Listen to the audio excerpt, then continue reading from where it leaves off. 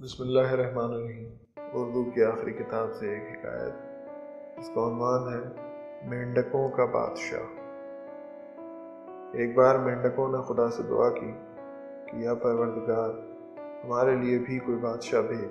बाकी सब मखलूक़ात के बादशाह हैं, हमारा कोई भी नहीं है। खुदावंद ने उनकी सादा लोही पर नज़र करते हुए लकड़ी का एक कंधा जोहड़ में फेंका। बड़े ज़ोरों के छींटे उड़े। पहले तो सब डर गए।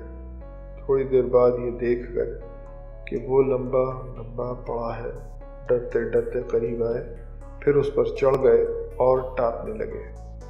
चंद दिन बाद दोबारा खुदावंद को अर्जी दी कि ये बादशाह हमें पसंद नहीं आया, कोई और भेज जो हमारे शायान शान हो। खुदावंद ने नाराज़ होकर एक समुद्री सांप भेज दिया।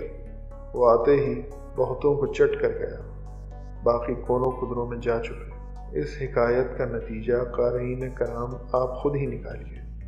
आखिर आप खुद भी समझदार हैं।